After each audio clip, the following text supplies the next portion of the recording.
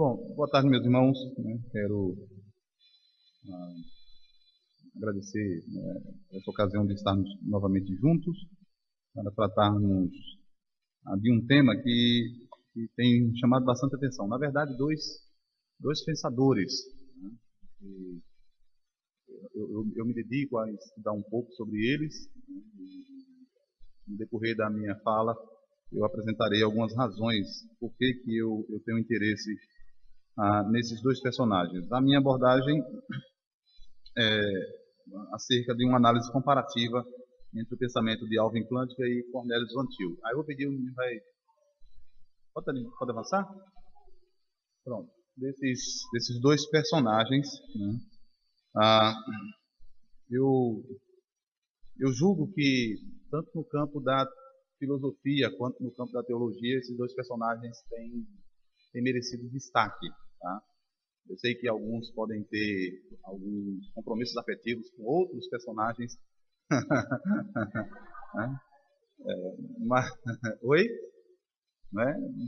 Então, assim, eu diria que o meu compromisso afetivo é com esses dois aqui. Não é porque basta falar o nome Cornelius Van Til no lugar onde tem um clarkiano, então a briga está feita, né? E basta falar o nome Alvin Plantinga num lugar onde só tem calvinista, então a briga está mais feia ainda, né? E aí eu juntei aquilo que seria para mim o melhor dos dois mundos num ambiente que é o pior dos dois mundos, né? Na verdade, meu interesse pelo Plantinga surgiu já há alguns anos exatamente por aquilo que ele fez, que a gente vai ver mais adiante, né? Por aquilo que ele fez no cenário da filosofia.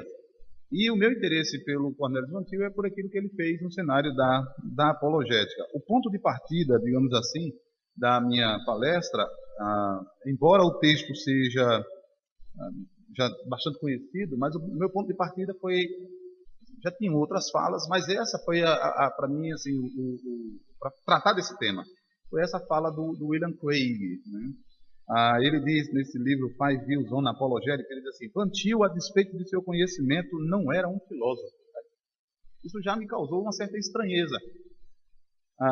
E ele diz assim: e isso tem falhado a outros a discernir a verdadeira forma do argumento transcendental na nuvem de confusão. A tradição reformada precisa perceber que há um tesouro em Alvin Plantinga e apropriar-se de seu conhecimento. As pessoas virão das partes mais distantes da terra para ouvir a sabedoria de Van Til, mas eis aqui um maior que Van Til. Então, eu disse, bom, o que está acontecendo, né? Que essa consideração, e de fato Van Til não é considerado, pelo menos fora do cenário teológico, como um filósofo, né? Ele é conhecido mais como um teólogo ou como evangelista. Fora do cenário teológico, fora do ambiente reformado principalmente, ele não é visto como um filósofo, ele não é recebido na academia, você não tem trabalhos nas universidades sobre ele, diferente do Plantinga, em que você tem não somente pesquisas contemporâneas, né, com um autor vivo, coisas que são coisas raras, né, você trabalhar um autor enquanto ele está vivo, né, ou seja, você está se comprometendo com o pensamento dele naquele instante sem saber que ele pode mudar o seu pensamento ao longo da sua trajetória, o que validaria depois do seu trabalho. Isso é um desafio muito grande. Mas a quantidade de investigação, de pesquisa, né, de textos em honra a Alvin Plantinga já é de chamar a atenção. Tá? Em 2014 já saiu um outro texto chamado Razão, Metafísica e Mente, editado pelo Kelly James Clark, em honra ao Alvin Plantinga. Né? Em outras ocasiões, outros textos. Né? Existem muitos textos, livros já produzidos em favor dele. Em favor de Van Til também tem, mas no cenário teológico. Tá? Exceto pelo livro Jerusalém e Atenas, você tem alguns filósofos, mas ele é voltado para o cenário teológico. E essa frase, então, essa palavra do Craig, Van Til não era um filósofo, precisa ser entendido por que ele não seria considerado um filósofo. E por que Plantinga seria o melhor para a tradição reformada. Então foi o ponto de partida para esse trabalho, para que eu pudesse apresentar esse texto, tá, ok? Esses dias eu vi, inclusive, exatamente essa crítica. Alguém, um colega, né, conhecido, dizendo, para todo efeito, Van Til não era um filósofo. Beleza, tá bom. O que é que faria com que ele fosse um filósofo? Essa pergunta é que precisaria ser respondida, tá bom? Então, eu quero, a partir disso, apresentar por que a comparação. Tá? A comparação se dá, primeiramente, porque eu não vou entrar aqui em dados biográficos, exceto pela data de nascimento que eu coloquei lá no começo, nascimento e morte do Van Til e nascimento do Plantinga, mas sem envolver-me com detalhes biográficos, alguma coisa eu falarei, mas sem me envolver com detalhes biográficos. Mas a comparação se deve por conta de duas reformas que aconteceram no século XX. A reforma da filosofia, tá? Especialmente no campo da filosofia da religião, e a reforma da apologética. Qualquer estudante de apologética, né, perceberá que, de fato, houve uma mudança no cenário apologético no século XX. Né? O modo de fazer a defesa da fé, o modo de apresentar a defesa da fé até o século XX não era muito diferente do modo de defender a fé no século XII ou XIII depois de Cristo. Qualquer panorama histórico da apologética cristã iria, de fato, mostrar que não houve avanço na disciplina de apologética. Ela é uma disciplina dentro da teologia sistemática, a teologia sistemática conhecida como dogmática, né? E sabe-se, né, por definição, que dogma não tem avanço no seu estudo. Tá? Você pode acrescentar alguma informação, mas não necessariamente uma reformulação.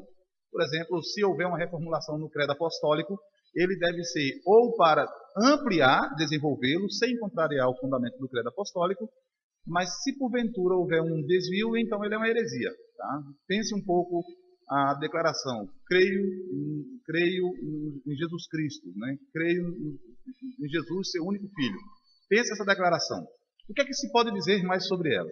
Vai se dizer sobre a sua natureza, a relação das duas naturezas, se é uma natureza, se duas naturezas, se uma pessoa, se duas pessoas, se ele é divino, se ele é somente divino, se ele é humano ou somente humano, ou quase humano. É o que você pode fazer, não mais do que isso.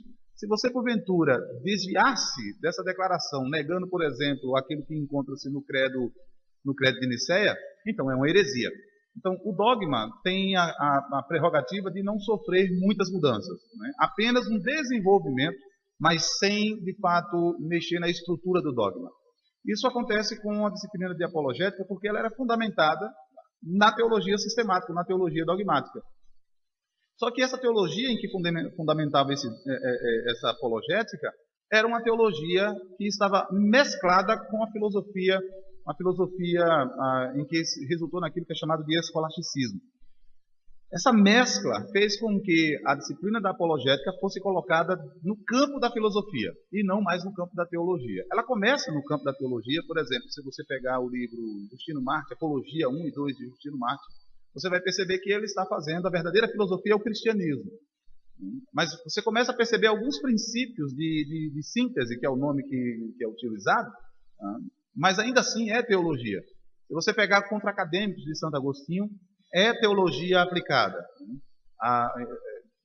Considerando que Agostinho seria o pai da filosofia medieval, mas ainda assim é uma espécie de teologia aplicada. Nós encontramos o uso da teologia sendo desenvolvido na defesa da fé.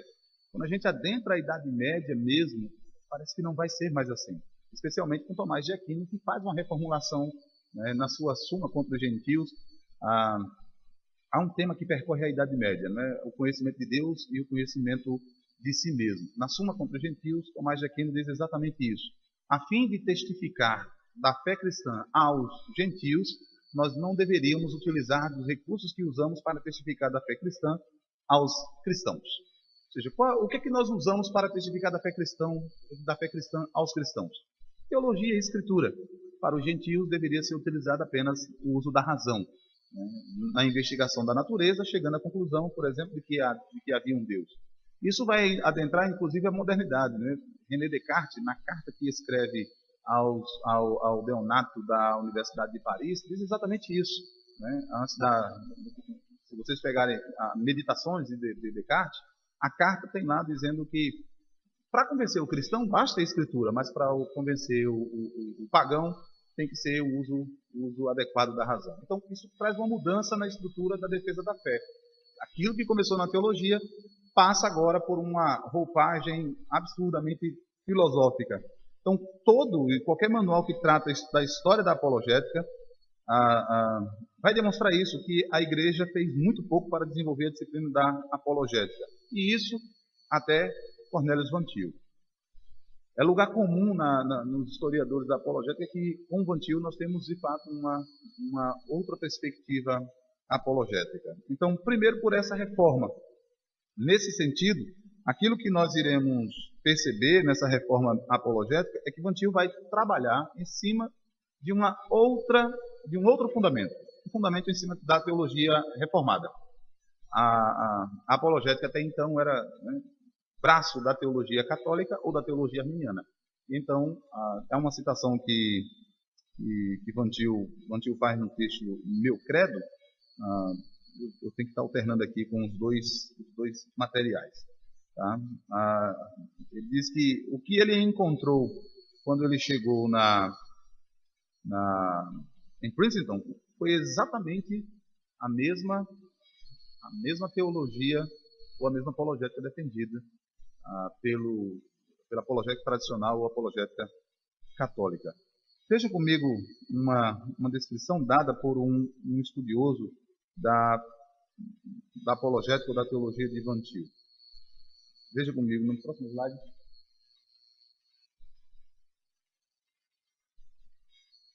Assim, decidido então seguir os reformadores na teologia, foi natural que eu tentasse também fazê-lo na apologética. Voltei-me para os apologistas reformados, tais como Warfield, Greene e outros. E o que eu encontrei? Eu encontrei os teólogos do Cristo autenticado defendendo sua fé com um método que nega precisamente este ponto. Quando Van Til chega em Princeton, ele percebe que Benjamin Warfield, que era o responsável pela disciplina de teologia polêmica, que era o nome que era dado, tá? Não era bem apologética, a teologia polêmica dizia respeito às controvérsias internas do próprio cristianismo. Apologética com as controvérsias externas. E aí o que ele percebe? Ele percebe que dois fundamentos não reformados eram tidos em Princeton. O fundamento da filosofia do senso comum, de Thomas Wade, e o fundamento da apologética tradicional, né, católica ou arminiana. Nesse sentido, o que ele vai percebendo isso, né, ele pensa, ora, como é que pode aqueles que se dizem reformados, né, tratar com a defesa da fé com princípios não reformados? Deveria haver uma implicação. Por exemplo, é um princípio da fé reformada defender, aqui pelo menos um aspecto, né? 5 pontos do calvinismo. Depravação total. Qualquer frequentador de EBD das nossas igrejas sabe que depravação total o pecado atingiu absolutamente toda a nossa natureza, nossas faculdades, não necessariamente há uma diferença que os teólogos fazem, mas é que não necessariamente em toda a profundidade, mas pelo menos em toda a extensão. Isso quer dizer que você não é tão mau quanto deveria ser, mas não é tão bom quanto pensa que é. Então, o pecado atingiu em toda a sua extensão, cognitiva, afetiva, a sua natureza corpórea, a sua religiosidade, atingiu absolutamente tudo. Ora, sendo assim, aquilo que é julgado como um método de raciocinar também foi atingido pelo pecado. Por exemplo, se nós usarmos a faculdade da razão para julgar todas as coisas e dissermos que essa faculdade não foi atingida pelo pecado, então o pecado não houve uma depravação radical mesmo. Os teólogos católicos pensam desse modo, que há um aspecto, né, digamos assim, neutro entre os homens, o cristão e o não cristão, em que eles podem argumentar, né, uma vez que uma pedra será uma pedra para todos os dois. Os arminianos também pensam da mesma maneira, né, que o homem não foi, né, há uma área preservada no homem em que não foi atingido pelo pecado mesmo. se fosse atingido pelo pecado, eles não poderiam fazer contas, né, e fazer certos julgamentos. Na teologia reformada, o fato do homem conseguir fazer certas coisas, ainda com seu julgamento inadequado, Calvino diz isso no livro 3º das Institutas, isso se dá por conta da iluminação divina, uma preservação divina em manter, né, a sua imagem não destruída, mas preservada. Quando Van Til chega em Princeton, o que ele percebe é isso. Há o Warfield defendendo teologicamente o Cristo auto-autenticado, mas apologeticamente católico. Isso é bastante comum. Deixe-me dar um exemplo como acontece. Eu não sei se alguém leu o texto publicado essa semana, tradução livre seria assim: por que calvinismo vende? Acho que o Enésio compartilhou, não sei se vocês viram. Por que calvinismo prega, mas é o arminianismo quem vende? Aí diz assim: se você fizer uma conferência teológica, as melhores são aquelas promovidas por calvinistas. Aí ele coloca Gospel Collision, Ligonier, né? Basta até aqui, né? Encontro da Fé Reformada, né? O encontro da Ministério Fiel, bastante frequentado. Mas quem vende, em termos de apologética, é o arminianismo. Então você chega num mercado, chega numa livraria, o que você encontra?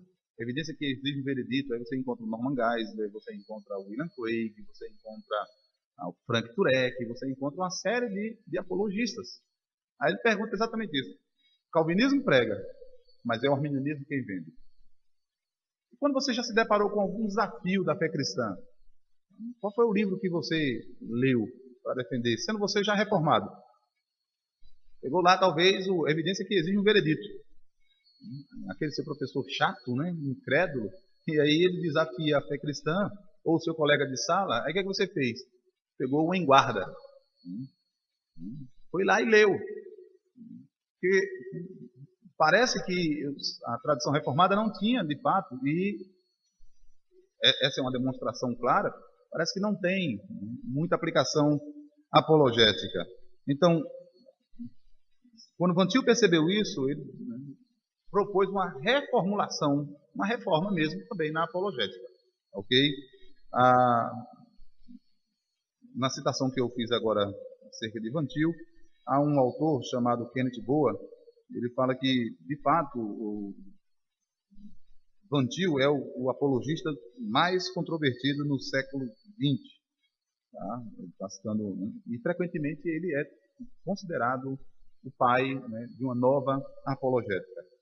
Vejamos, na apologética então nós temos um princípio de reforma. Não tinha isso durante quase 2000 anos, né, 20 séculos, tá? E agora você tem uma nova apologética, comprometidas com princípios da racionalidade, né, não fideístas, né, mas o princípio da racionalidade, comprometido com um refinamento, né, teológico, ou seja, a aplicação da teologia reformada, que é considerada por Van Til o cristianismo que estava por vir, né, aplicado agora em âmbitos da apologética. Tá, ok? Agora na reforma na filosofia da religião. Vejamos aqui. Alvin Plantinga é reconhecidamente o mais importante filósofo da religião que está escrevendo na atualidade. Ele é absurdamente conhecido nesse cenário, no tocante à filosofia da religião. Tá? Além disso, a sua obra é a principal razão para o renascimento e florescimento da teologia filosófica nos últimos 20 anos. Como o texto foi publicado em 85, então acrescente aí pelo menos os últimos 50 anos. Tá? A Nancy Pierce, no livro Verdade Absoluta, diz que ele é o responsável por uma revolução silenciosa. Ela está citando alguém, acho que é o Quentin Smith, se eu não me engano, uma revolução silenciosa que aconteceu na década de 60. Em 1967, Alvin Plantinga publica um livro chamado God and the Other Minds, o subtítulo, uma justificação racional da crença em Deus. Tá? Em 1983, ele publica um outro artigo chamado É a Crença em Deus Justificada?, onde aparece pela primeira vez o tema ou o título Epistemologia Reformada. O trabalho de justificação acerca da crença em Deus, nesse contexto, se deu como uma inovação mesmo. Eu vou em seguida citar o que o Plantinga diz, quando ele chegou, quando ele terminou a sua graduação e a pós-graduação, que cenário também ele encontrou. Da mesma maneira que Van Til encontrou um cenário comprometido com uma teologia não reformada, os departamentos de filosofia na década de 60 também estavam, os cristãos principalmente, esses princípios da filosofia, especialmente da filosofia da religião, estavam absurdamente comprometidos também com aquilo que não seria cristianismo. Quando se deu a publicação desse livro, se percebeu que os cristãos também poderiam fazer filosofia de alto nível, de qualidade, com proposições lógicas. Só um detalhe, embora o Alvin Plantinga seja conhecido como um epistemólogo, tá? Mas ele escreveu em diversas outras áreas. Escreveu principalmente em metafísica. Há um livro dele publicado em 74 chamado Natureza da Necessidade, A Natureza da Necessidade, um livro extremamente difícil de ser compreendido. E, além do mais, ele é o resgatador, né, de uma corrente teológica libertária que já havia sido sepultada, pelo menos no final do século XVII para o século XVIII. Isso se deu com uma palestra que já é traduzida para nós, né, no livro Deus, Liberdade e o Mal. Tá? Ficou conhecido como A Defesa do Livre-Arbítrio. É claro que algumas pessoas tendem a acusar o Plantinga, e eu encontro isso principalmente no meio reformado. O Plantinga é um libertário. Não, ele não é um libertário, pelo menos não assumido. Tá? Ele, num artigo que ele escreveu como resposta a um libertário, tem um material dele traduzido entre nós, né? O Jerry Walls. Walls diz que Plantinga deveria dar um passo adiante e se comprometer radicalmente com o libertarianismo, com o livre-arbítrio. Plantinga afirma nesse artigo, tá, que ele usou, né, o livre-arbítrio como possibilidade. Alguém, quando chegar e disser assim para você, ele é molinista, né, ou seja, admite contingência, liberdade, alguma coisa desse tipo. Mas quando alguém disser que ele defende o livre-arbítrio, não tenha medo de dizer que ele não usou como necessidade, mas como possibilidade, a fim de salvar o argumento do problema do mal. Então ele diz ao Jerry Walls que ele usou a defesa do livre-arbítrio por amor ao argumento. É uma expressão que é bastante conhecida, né, para dizer que ele tomou por hipótese, tá certo? Mas, a despeito disso, a área que o Plantinga tem escrito, né, a área que ele escreve, se estendeu, avançou além da epistemologia. Então, metafísica, lógica, tá? Ele escreve bastante, né, especialmente no campo de epistemologia e metafísica. Uma falha na filosofia dele é que não tem absolutamente nada desenvolvido em filosofia da linguagem. Quem seguiu um caminhozinho, né, sobre filosofia da linguagem foi um dos seus colegas, né, o William Alston, mas pelo menos o que eu pude ler de filosofia da linguagem dele não seria muito adequado para um cristão tratar hermeneuticamente com a escritura. É muito metafórico para o meu gosto.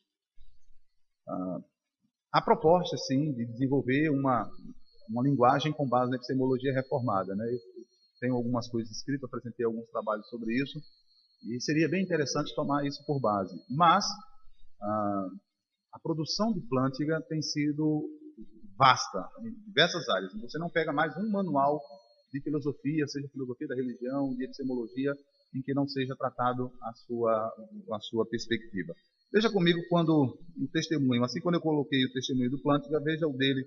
Diz: quando terminei a pós-graduação em 57, existiam poucos filósofos cristãos nos Estados Unidos, e menos ainda filósofo cristão que quisesse se identificar como tal. Por isso eu falei de reforma da filosofia da religião. Se houvesse algo como uma sociedade de filósofos cristãos, ela teria poucos membros. O positivismo lógico é a tentativa de reduzir a linguagem a proposições lógicas, né? Só seria considerado linguagem com sentido ou com significado aquelas que pudessem ter valor de verdade, VOF, né? Verdade ou falsidade. Dada uma sentença, se ela pode ser categorizada como uma sentença matemática ou reduzida a sentença matemática, então ela seria significado.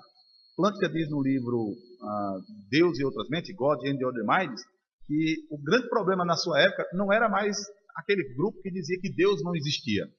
Esse era muito fácil de ser rebatido. O grande problema era aquele que dizia, quando você diz Deus existe, ele diz, não é verdadeiro nem falso essa sentença. Então era muito mais perigoso. Colocaria esse tipo de expressão no campo da poesia, no campo da metáfora, no campo da ficção, mas nunca no campo da factualidade ou da realidade. Não teria nenhum significado metafísico. Isso era bastante perigoso. Então, quando você estava dizendo Deus existe, aí um positivista diria assim, olha, isso não é nem verdade nem falsidade. Não dá para você reduzir isso a uma proposição lógica, reduzir isso a um simbolismo lógico. Para todo ser que existe, para todo X que existe, se X for, então X é Deus. Aí não dá para fazer isso. Eles deixaram de lado. Então, o positivismo estava em ascensão. E a atitude geral entre os filósofos profissionais era que era alguma coisa, como dissera esse personagem aí, George Naknian. Ele diz assim, um filósofo sério, inteligente, possivelmente não seria um cristão. Pense. Mas ainda hoje é assim. Eu me lembro quando eu cheguei na Universidade Federal e encontrei alguns colegas que haviam perdido a fé. Nós éramos colegas fora. Quando eu fui à Federal, eu encontrei por lá. E um deles, que era ex-pastor. E ele disse para mim assim, tá fazendo o que aqui na Federal? Eu disse, fazer filosofia. Aí ele, um crente fazendo filosofia, isso é legal? Eu disse, bom, eu acho que é, Deve ser, Eu estou por aqui, Então, eu sou um crente. Então, se eu sou um crente, estou fazendo filosofia, então deve ter algum valor, Aí ele disse, para mim não entra na minha cabeça que um cristão possa fazer filosofia e ele continuar cristão no final do curso. Puxa vida, é um desafio tanto. Mas eu percebi o que ele queria dizer. De fato, alguns que eram cristãos, quando chegavam mesmo no final do curso, eles continuavam cristãos, mas era um cristianismo diferente agora. Não era mais um cristianismo em que admitia, por exemplo, a possibilidade, a racionalidade do cristianismo. O cristianismo era aquela que deveria ser colocado na vida particular, uma espécie de sentimento religioso apenas, mas sem nenhum fundamento ou sem nenhuma perspectiva racional. Então, esse tipo de encontro que o Plantinga diz que quando ele chegou no seu trabalho, no seu encontro, era o cenário da década de 60. E parecia, ele diz assim, parecia que o cristianismo tinha uma parte cada vez menor a desempenhar na academia em geral e na filosofia especificamente. Talvez fosse definhar completamente. Então, observe. Era vergonhoso alguém dizer que era cristão na academia. Como é que pode? E ainda mais num ambiente filosófico. Nesse texto que eu está indicado, filósofos que creem, o Plantinga tem um testemunho. Ele diz que, já como graduado, escrevendo, fazendo suas pesquisas, isso causou uma certa admiração aos professores do departamento. E a razão era que, como é que alguém era cristão e inteligente daquele jeito? E ele conta lá que uma das perguntas, dois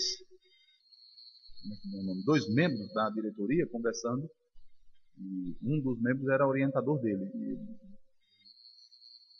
E alguém dizia assim, não, o cristão não pode ser filósofo. E aí esse orientador dele perguntou assim, e ao?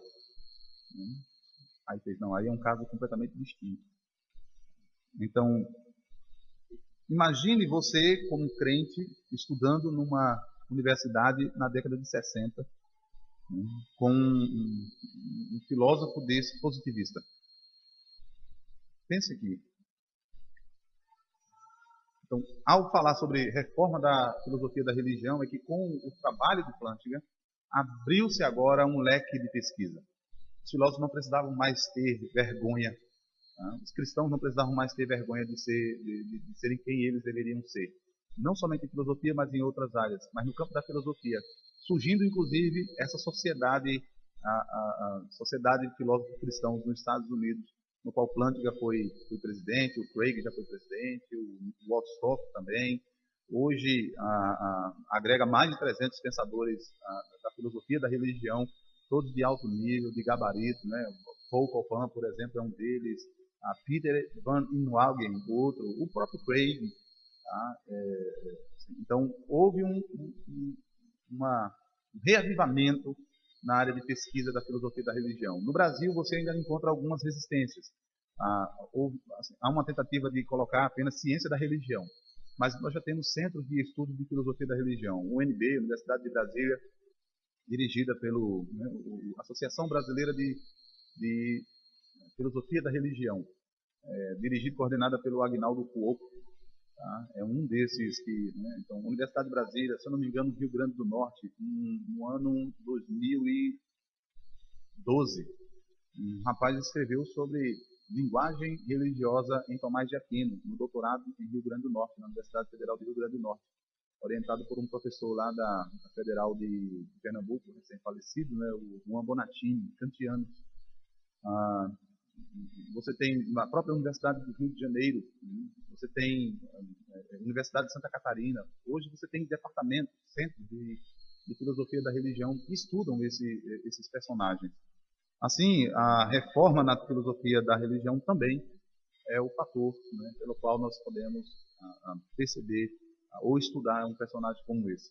Eu, antes de continuar, pense, é possível então esses dois cristãos, como foi possível esses dois cristãos trazerem reforma nas suas áreas, tá? Já que o nosso seminário aqui, nosso encontro é sobre redenção da cultura, foi exatamente isso que eles fizeram. Tá? Promoveram uma espécie de redenção nas suas respectivas áreas. Agora, por que continuar a comparação? A comparação também se dá por conta da tradição teológica e filosófica de ambos. Né?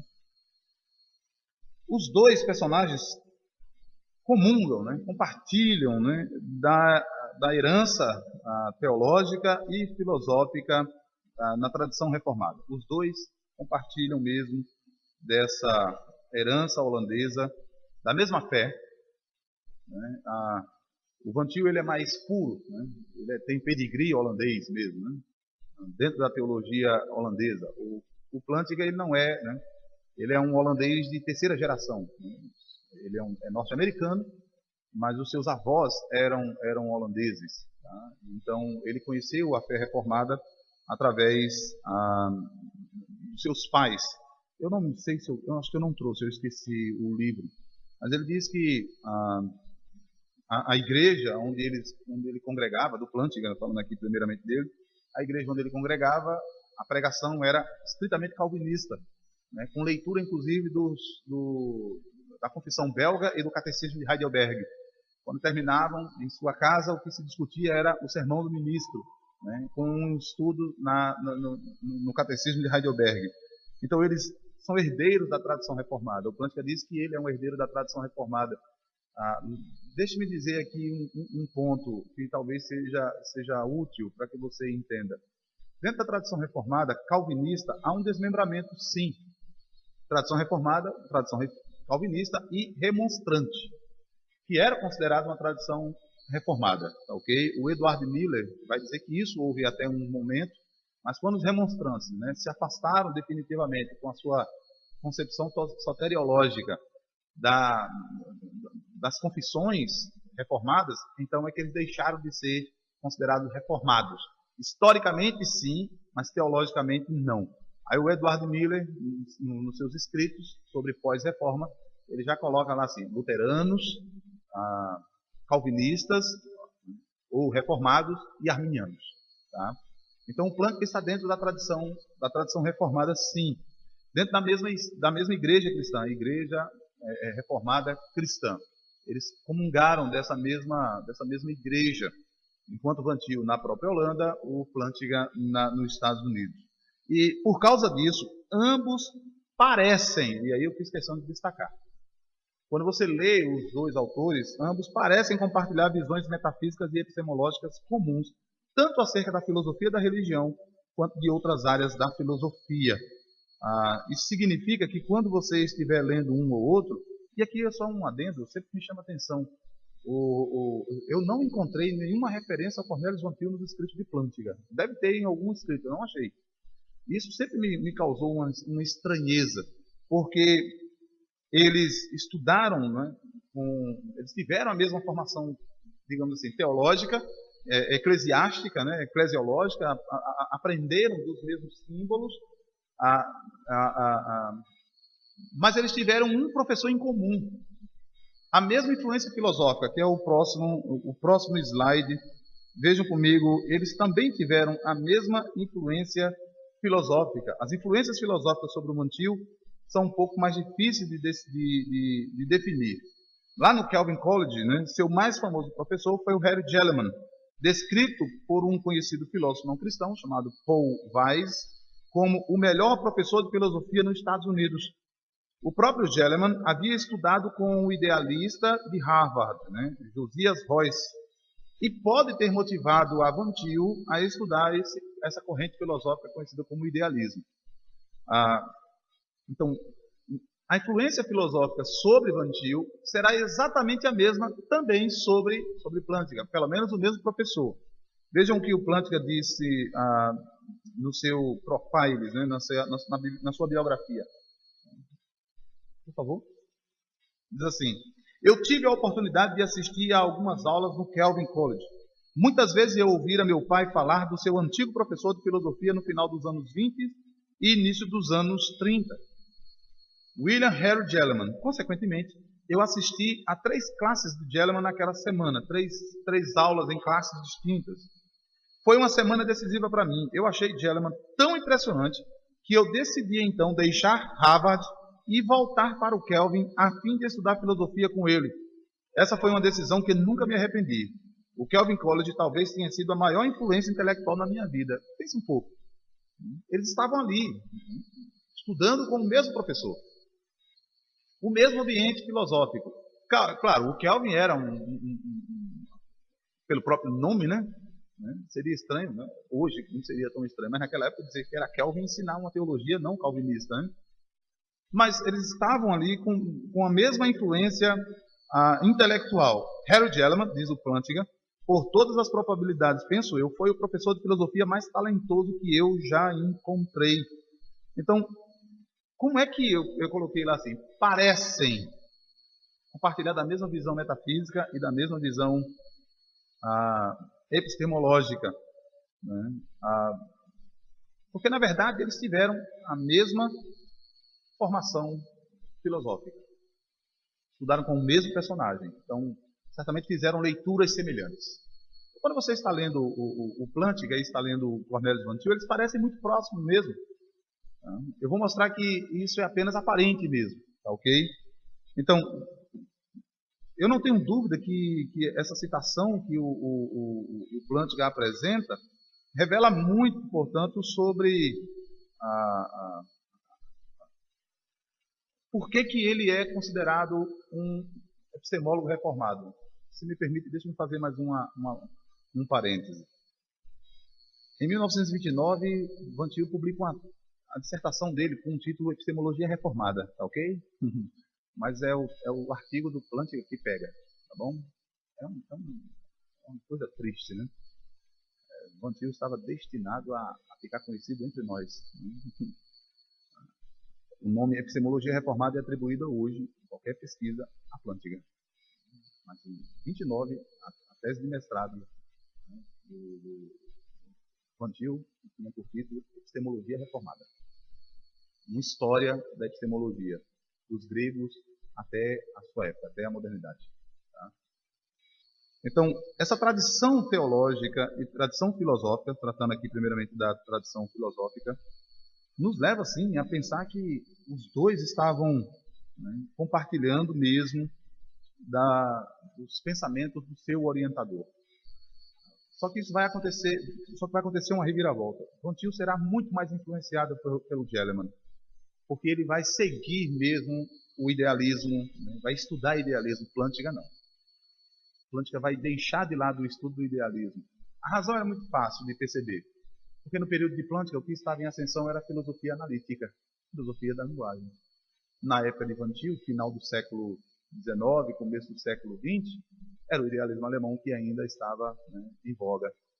As controvérsias do liberalismo teológico, por exemplo, se deram antes da virada linguística, que é o surgimento, né, no século XX, o surgimento da filosofia analítica. Então, o Plântica já está num outro ambiente também filosófico, embora tenha estudado com o Gellerman. Então, a partir dessas considerações, nós podemos perceber que eles estão caminhando juntos, tá? Mas em algum momento, aí dentro do século XX mesmo, o Plântica vai começar a seguir uma outra linha. O Van Til permanece fiel à sua tradição e o Plântica vai começar a seguir um outro caminho. Que influência teológica eles tiveram? Claro, eles são calvinistas, eles tiveram a mesma base.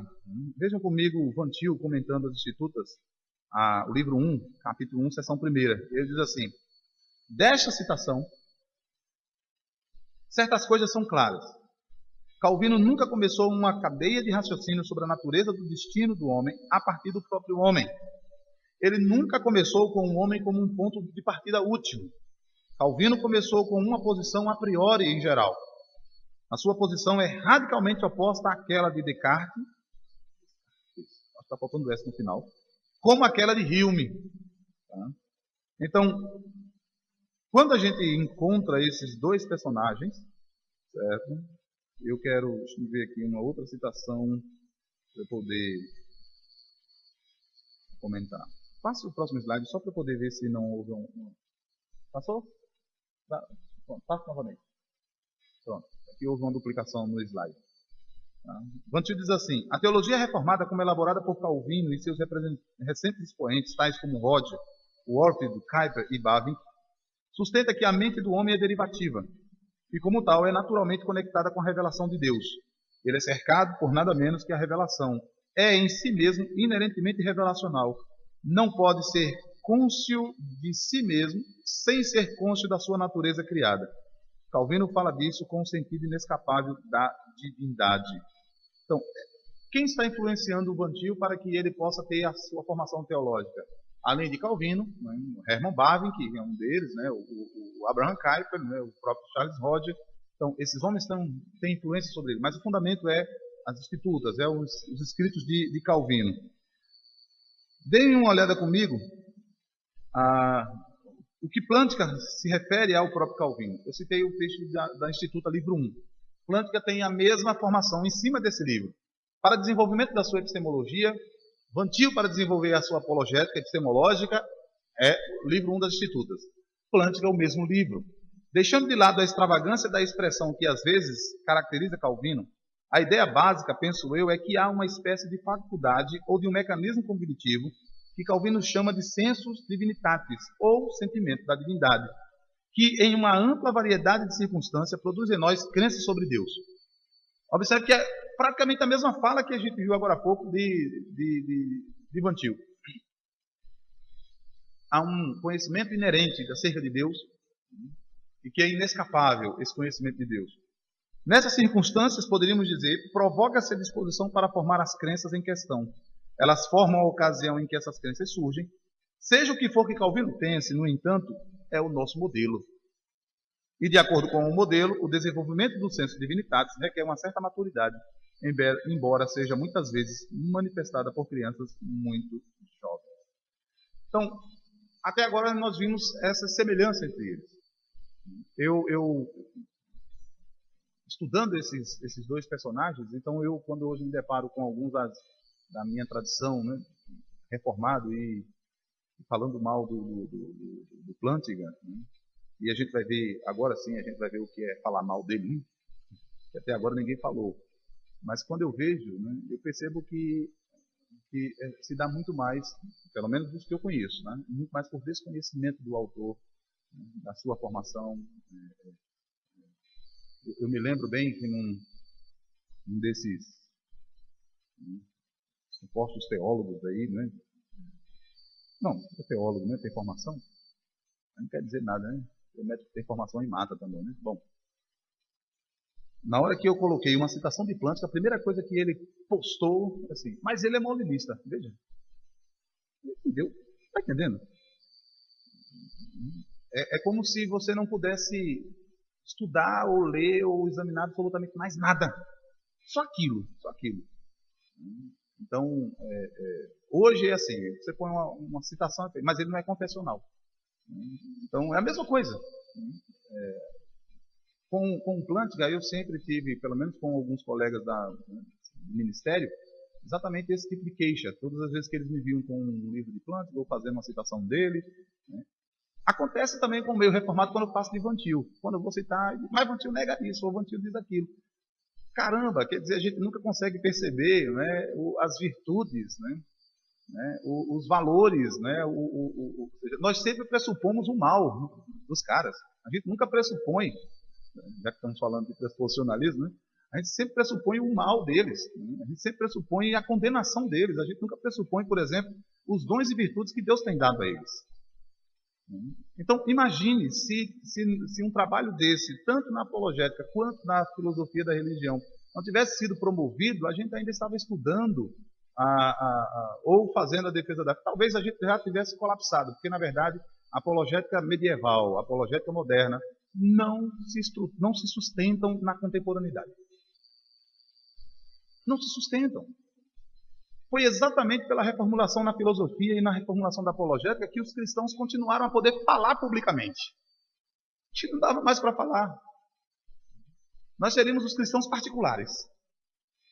Continuaríamos nas nossas igrejas, cantando nossos cânticos, mas quando a gente saísse, né, quando a gente fosse lá fora, ninguém daria ouvido. Então, embora eles sejam bem semelhantes, nisso tudo que a gente percebeu, eles também têm distinção. O que é a beleza daqueles que querem ver a sua área reformulada, redimida, passar pela redenção, aquela área, é que eles precisam perceber onde é que nós encontramos unidade e diversidade. Eles precisam perceber isso. Onde é que nós temos unidade? Essa unidade é suficiente para que a gente caminhe junto? Sim, suficiente. E onde é que está a diversidade? E aí a diversidade a gente pode tratar. Ainda ontem e hoje eu coloquei essa citação do Vantil, não uma citação inteira, né? Eu fiz um comentário apenas, né, dizendo que veja a diferença, né? Ele tem diferenças com Charles Hodge. Ele acredita que a teologia de Charles Hodge é reformada, mas as suas implicações são fundamentadas em princípios racionalistas, especialmente, na verdade, empiristas, fundamentados na filosofia do senso comum. E basta pegar a teologia sistemática de Charles Hodge e você vai encontrar exatamente isso. No capítulo sobre a relação entre filosofia e teologia. Exatamente isso. Ele tem problema com o Warfield, que era um excelente expositor reformado, mas um apologista arminiano. Ele tinha dificuldades com a apologética negativa do Kuyper. Mas em todos eles ele diz, esses são expoentes reformados. Ele não menospreza, porque esse aqui é reformado de teologia, mas apologista arminiano de apologética. Está fora do quadro dos reformados. Não. Então, é perceber de fato onde é que está a diversidade e dialogar. Uma das críticas que os reformados holandeses sofrem é que eles parecem não conseguir o diálogo, não é isso, André? Você estava falando agora há pouco sobre o Kuyper, né? Depois sobre o Doivert, mas parece que a crítica é essa, a gente não mantém um diálogo, não tem como o diálogo. A gente mantém, as pessoas pensam mal sobre a antítese. Elas acham que a antítese é o seguinte, olha, você fica na sua, eu fico na minha. E não é isso. A antítese não passa por isso. Ela passa exatamente pelo conflito de cosmovisão. Usando a expressão vantiliana, diríamos assim, ela passa pelo desafio do incrédulo para que apresente em que condições nós podemos encontrar racionalidade nas ciências, na moralidade, na lógica, em que quem tem as pré-condições para que sejamos racionais, para que nós encontremos significado no mundo. Quem? Aí sim, esse desafio faz sentido. Como o André colocou na sua palestra, aí faz sentido. Você é um físico mas com os princípios incrédulos. Que tipo de racionalidade é essa? É uma tensão, né? Você quer ser racional como cristão e é irracional no fundamento. Né? Isso gera uma tensão, né? Se não gerar como é que dá o nome? Uma paranoia, né? Eu sou cristão até aqui, mas na hora que eu preciso dos princípios, os fundamentos, né? Diz que não eram fundacionalistas, né? Quando se precisa desses princípios básicos aqui, aí eles não são cristãos. Então, como é que você lida com isso? Então, a pergunta é, na antítese, peraí, quem pode fornecer a pré-condição para que eu não sofra com essa tensão? Então, eu quero tratar com vocês as distinções teológicas e filosóficas dos dois.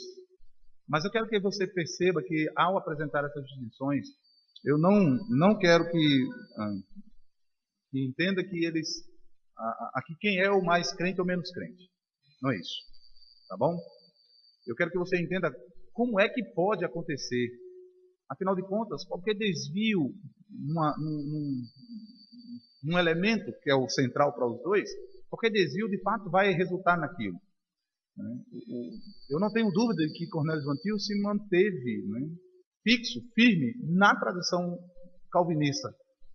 Mas eu não tenho dúvida que o Alvin Plantinga tenha tido ainda alguns princípios, mas por causa daquilo que ele adotou, trouxe um certo desvio. Então vamos ver aqui o James Anderson. Esse texto do Anderson, eu descobri que está traduzido. Ele diz assim: a obra de Plantinga enquadra-se diretamente na tradição analítica anglo-americana, enquanto a obra de Van Til é caracteristicamente estruturada no sistema de terminologia conceitual do pensamento idealista europeu. Aqui o que o Anderson coloca é o que eu disse agora há pouco. O cenário é outro. O Plantinga está aí na década de 50, 60. A filosofia analítica está surgindo. Aliás, já está com força. Você já tinha discussão com Bertrand Russell, você já tinha tido as discussões com Gottlob Frege, você já tinha esses caras que já tinham formulado, né, Wittgenstein especialmente. Então, imagine como seria um cristão trabalhar. Né? Veja, isso acontece no nosso tempo. Você entra num curso, e eu vou tomar liberdade, se eu tiver errado, Norma, você me corrige. Você entra num curso de letras hoje. Quais são as discussões hoje no tocante à leitura e compreensão textual, digamos? Então, eles já te dão essas ferramentas para você trabalhar. Digamos que você entrou na Universidade Federal de Pernambuco, o curso de Departamento de Letra para pós-graduação. A linha é análise do discurso, ainda, aqui também na Federal da Paraíba, se eu não me engano, e análise de gênero. A implicação do texto para a formulação de gênero de macho e fêmea. Então, quando você vai, veja, já está delimitada a linha de pesquisa. Tá certo? Você entra no departamento desse daí e já tem as ferramentas. E o que é que você faz? Se você trouxer uma ferramenta que está estranha àquele departamento, você não vai ser bem sucedido nisso. Não vai conseguir avançar. Então, é necessário que você, como cristão, tenha o quê? Um princípio de redenção disso. Você precisa apresentar, o termo é esse, né? Uma análise crítica. As pessoas tendem a pensar que crítica é falar mal de tudo, né? Crítica é julgamento. Uma nova crítica, né? Você vai precisar fazer isso. Julgar criticamente, né? Redundante isso aqui, mas analisar criticamente essas ferramentas e propor ou os fundamentos necessários para essa disciplina ou reformular. Ok? Então, o Plantinga agora está num cenário em que a filosofia analítica é a chave, pelo menos na Inglaterra, saindo da Inglaterra e estando nos Estados Unidos. A filosofia analítica tem a sua tradição na Inglaterra e ela vai direto para os Estados Unidos, tá? e se firma por lá. Até se dizia que ninguém fazia filosofia analítica fora da Inglaterra, assim como ninguém poderia fazer filosofia sem alemão, né? Mostrou-se que poderia fazer. E quando ele entra na universidade, o que é que ele encontra? O uso da ferramenta analítica para se fazer filosofia. O uso da lógica, o uso das proposições, da argumentação, né? Da análise mesmo, da separação das proposições, as discussões epistemológicas. Então, ele já utiliza isso. Só que isso leva ao compromisso não mais com a própria teologia, como a gente vai ver. Isso é um abandono da própria teologia. Então,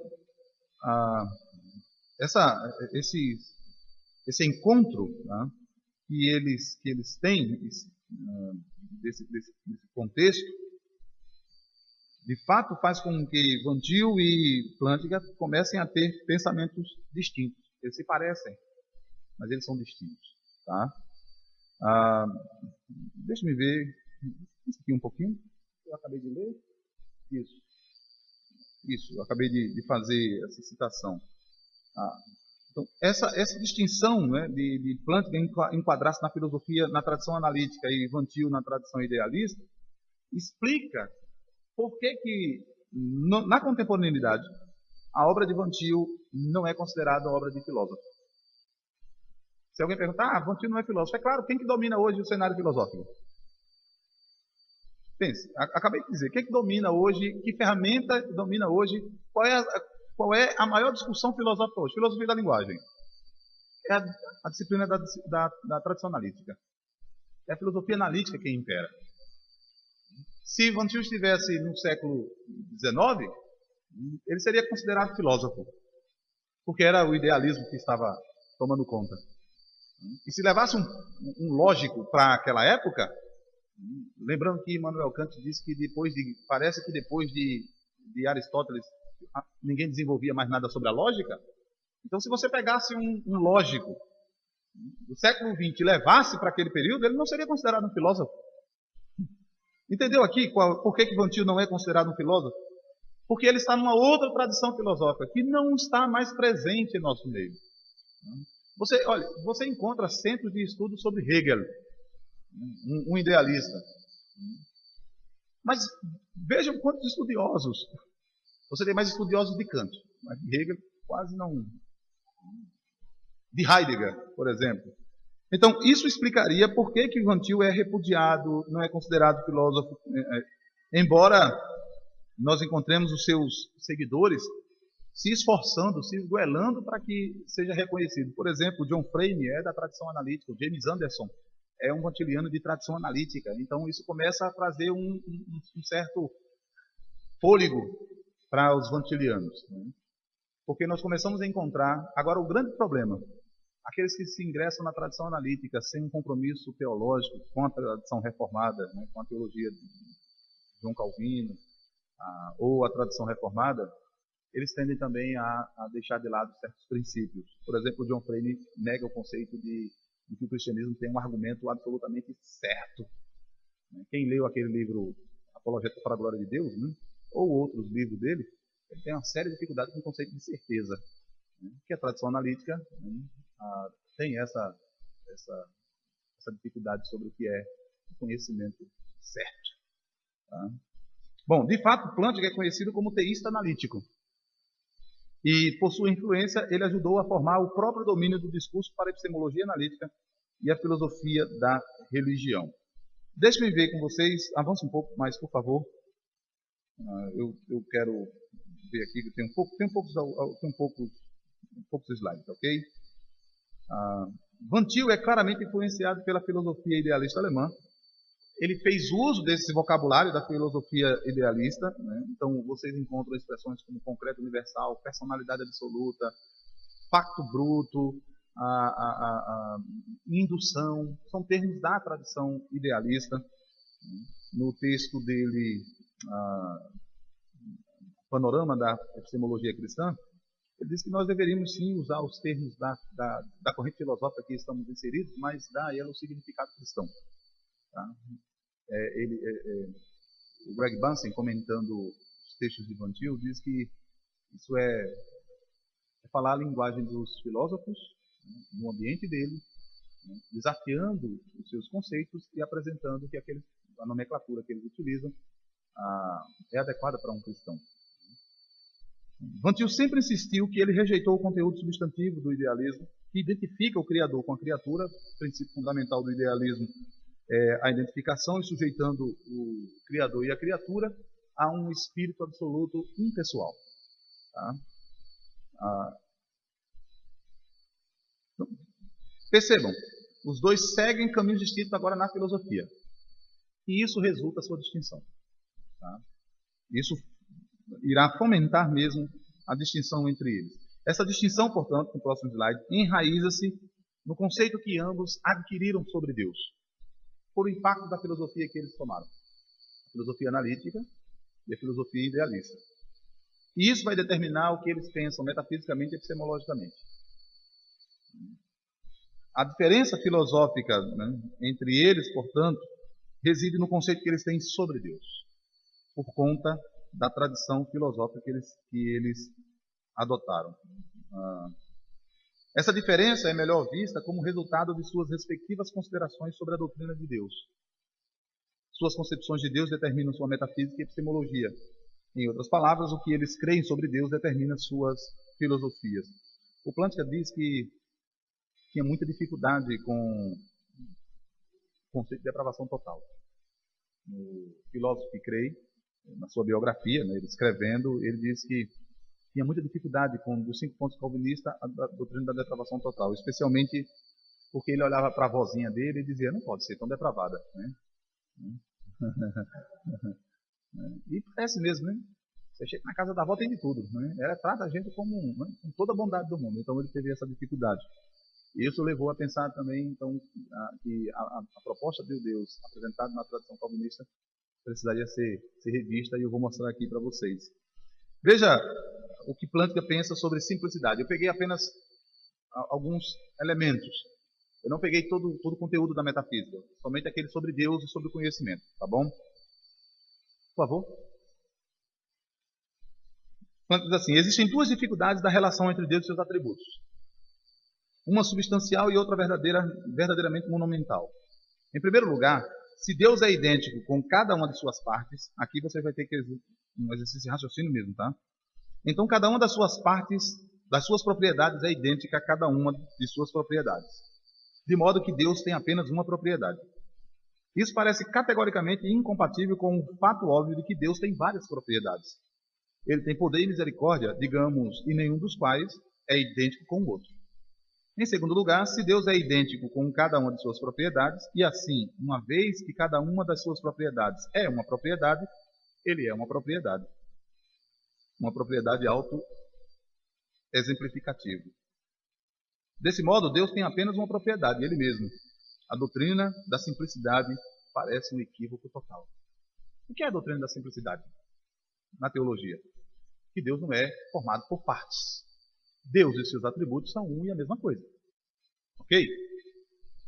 Isso é assumido historicamente, dentro da tradição, dentro do cristianismo, em todas as tradições. Mas com a filosofia analítica, na hora que foi colocado na proposição lógica, Deus é amor, Deus é justiça, Deus é verdade. Então, cada sentença dessa, cada proposição dessa, então, se Deus é amor, Deus é justiça, não haveria nenhum problema em dizer que a justiça é amor, que a justiça é verdade, que o amor é verdade, assim confundindo as propriedades. Ele não está aqui menosprezando o conceito desses atributos. O que ele quer distinguir é que Deus e os seus atributos são coisas distintas. Deus é um ser complexo. Para não confundir essas propriedades, aquilo que ele chama de propriedades. Tá? Então, ao dizer Deus tem poder e misericórdia, é claro que poder e misericórdia não são idênticos entre si. São coisas separadas. E se elas são separadas, são propriedades distintas. Observe que no final ele diz assim, seria Deus uma propriedade. Quando eu li esse texto dele, Does God Have a Nature? No primeiro momento eu fiquei chocado. Eu não adoto essa perspectiva, tá bom? Só para que ninguém me crucifique depois. Eu continuo na tradição clássica. Mas eu fiquei chocado, mas depois eu descobri qual é a razão dele fazer isso. É porque no final das contas, e eu não coloquei aqui, mas é uma comparação com o próprio Von Til. Von Til tinha um desejo ferrenho de preservar a personalidade absoluta de Deus. Não há nada, a expressão que a gente usa lá no Geo é cotérmino, né? Que aparece no texto de Von Til, né? Cotérmino com Deus. Não há um não ser com Deus. Deus é pessoa absoluta, pessoalidade absoluta. Fundamentalmente, né, o último, ele é pessoa. Não há alguma coisa impessoal com Deus, ou acima de Deus, ou antes dele, ou com ele. O que Plantinga está fazendo é a mesma coisa. Porque se eu digo Deus é, segundo Plantinga, Se eu digo que Deus é misericórdia, misericórdia é uma propriedade impessoal.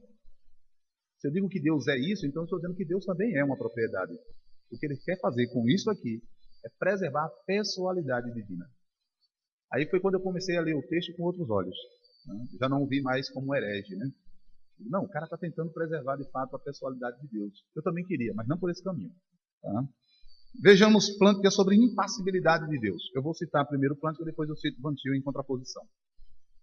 O outro no slide diz, nesse ponto em particular, penso que temos que abandonar a tradição.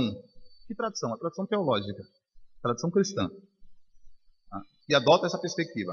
Este é um daqueles lugares onde tem se prestado muita atenção à filosofia grega e pouca atenção à Bíblia.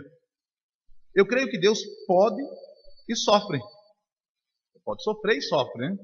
Sua capacidade de sofrer excede o nosso na mesma medida que seu conhecimento excede o nosso. O sofrimento de Cristo não foi uma farsa. Ele estava preparado para suportar as agonias da cruz e do próprio inferno. Deus meu, por que me abandonaste? Deus Pai estava preparado para suportar a angústia de ver seu Filho, a segunda pessoa da Trindade, entregue à amargamente cruel e vergonhosa morte da cruz. Esse foi um outro conceito que ressurgiu com a filosofia analítica. O sofrimento de Deus. O maior expoente na contemporaneidade, eu não sei se ele, acho que ele morreu, é o Nicholas Wolfstorff. Tá? O maior expoente da tradição é Tomás de Aquino. A impassibilidade divina, ou seja, Deus não tem paixões. Então o que é que faz com essas leituras da Escritura? Agora vamos pensar aqui como um lógico. Como eu disse, eu vou lendo esses personagens, né, faço minhas palavras do padre, qual é o nome dele? Anthony Dominic Sertiange, né? Sertiange, né? Aprendi o nome correto, nunca mais eu falo errado. É bom falar com quem... Ele é francês? É, né? Qual é a pronúncia, Norma? Sertiange. Vou ficar snob a partir de hoje. Quando eu falar o nome dele, Sertiange, alguém... Não é Sertiange, não. Aprendi com Norma Braga, que conhece bem o francês. E falar nisso, você está me devendo o curso de francês, né? Como é que eu vou fazer meu doutorado, né? Então... Aí, assim, ele diz lá uma coisa que me chamou bastante atenção. Quando a gente se aproxima dos escritores, dos livros dos escritores, nós devemos nos aproximar dele como um irmão mais velho, ouvindo o que ele tem a dizer, né? Preservando a nossa alma, né? Uma vez que nós estamos interagindo com ele, mas como um irmão mais velho, sem prejugá-lo, sem, assim que se aproximar dele, dizer que ele não presta, ele não é isso, ele não é como eu, mas como um irmão mais velho, querendo acertar a verdade. Então, essa declaração, quando eu leio esse tipo de postura do Plantinga ou de qualquer outro escritor, eu penso, esse cara é um lógico, e ele se depara com uma sentença. Deus é amor, porque ele vai fazer uma citação mais longa. E aqui eu só peguei parte da citação. Tá? A citação mais longa diz assim, deixa eu ver, impassibilidade. E não é o mesmo, continuando ali, e não é o mesmo verdadeiro para as outras paixões? Há mais alegria no céu por um pecador que se arrepende do que por 99 justos que não necessitam de arrependimento. Deus está excluído dessa alegria? Então, ele é um lógico. Ele encontra uma expressão. Deus se alegra. Ora, ela não pode ser uma metáfora. Ela não pode ser uma poesia. Se eu digo Deus é amor, essa é uma sentença, uma proposição, assim como eu digo que a casa é amarela. O que acontece se eu disser que a casa é amarela? Tem que ser assim, né? Se eu digo que a casa é amarela, ela não é, ela for verde, então essa sentença é falsa. Então, se o texto diz Deus é amor, para ele, como lógico, ele vai dizer não pode ser diferente. Então, Deus se irou, não pode ter sido diferente. Ok? Então, pense por esse caminho. Mas ainda assim, isso é um problema. E nós cristãos teremos que lidar com isso. Mas vamos ver. Eu já estou me aproximando do final, falta pouca coisa. Veja lá, vejamos o que é que Van Til pensa sobre simplicidade. Van Til diz assim: por unidade, queremos dizer que Deus é um, ou um Deus. Por unidade, Queremos dizer que Deus é um Deus. Eu coloquei ali o que ele diz mesmo, né? Que ele usa às vezes quando ele vai falar acerca de Deus, mas quando ele vai falar da unidade divina, ele usa o one. E que ele não é composto de partes. Portanto, falamos da unidade de singularidade e unidade de simplicidade. Esses são termos categoricamente teológicos. Singularidade e simplicidade estão envolvidos em um e no outro. Tem, no caso de Deus, absoluta identidade numérica e, portanto, suficiência qualitativa interna. A absoluta identidade numérica deveria ser oposta à unidade específica ou genérica. Deus é completa autoconsciência. Se ele não fosse, ele não seria um Senhor. Tem que fazer umas correções aqui, revisão. E as palavras de Deuteronômio, ouve, ó Israel, o Senhor nosso Deus é um Senhor, não seria estritamente verdade. Seria então algum sujeito ou substância indefinida, não exaustivamente predicada. Ou seja, eu poderia dizer que Deus é amor, Deus é justiça, e relacionar todos os atributos, mas tem algum outro que ainda não foi, então eu poderia predicar a Deus. Tá? Digamos, só a título de exemplo. Eu tenho relacionado na Escritura todos os atributos. Deus é verdade, é justiça, é amor, é isso, é aquilo, é aquilo outro. Mas aí eu descubro uma outra propriedade. Vamos chamar aqui a propriedade do amarelo, mais uma vez, né? Deus é amarelo. O que você está dizendo é que se Deus não for um na singularidade e na simplicidade, então ele não é exaustivamente predicado. Ele já não tem em si todos os atributos, precisaria de mais alguns, ok? Isso ele está indo, portanto, contra a ideia de que Deus tem partes. É, portanto, por causa da plenitude da autoexistência concreta de Deus, que ele é simples. Então, você não vai criar um atributo, você não vai mais inventar um atributo para colocar a Deus. Essa linguagem infantil é a linguagem bíblica. Tem o cheiro do idealismo, tá? A expressão autoexistência concreta é uma expressão idealista, mas ela é bíblica. Porque a Escritura diz Deus é verdade e Deus é justiça. Como é que se relaciona isso? O Antigo vai dizer que ele se relaciona na unidade da simplicidade e na unidade da singularidade. Na unidade da singularidade, Deus é absolutamente único, singular. E seu atributo de verdade é singular a isso. Seu atributo de justiça é singular a isso. Então Deus não é verdade como uma verdade lá fora. Ele é verdade absoluta. Ele não é justiça como uma justiça lá fora. Ele é justiça absoluta, é singular. E é na simplicidade. Isso quer dizer que esses atributos não se confundem. Dizer que Deus é verdade e dizer que ele é justiça são duas coisas distintas em seus atributos. Mas elas não se confundem. Por outro lado, elas poderiam ser, se nós tivéssemos o recurso linguístico, ter dito assim: Deus é verdadeiramente justo. Ou seja, não há nenhuma dificuldade em dizer isso. Eu estou aqui com as duas propriedades, para usar a expressão que Plântica fala, sendo unidas e separadas. Ok? Perceberam? A gente pode utilizar assim: Deus é amorosamente verdadeiro. Nós podemos, se você puder fazer uma cadeia de frase com todos esses atributos, no sentido linguístico, isso é perfeitamente válido. Como a gente não consegue, por conta da nossa natureza, que é uma expressão que eu coloquei, essa é a nossa natureza criada, mas a gente compreende que é possível, sem confundir as propriedades. Ok? Então, vejamos o que é que o Vantil pensa sobre impassibilidade.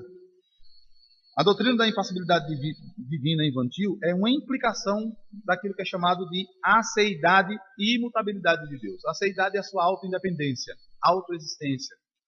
A autoexistência de Deus pode ser mantida somente se começarmos concretamente com a noção de Deus como um ser plenamente autocontido.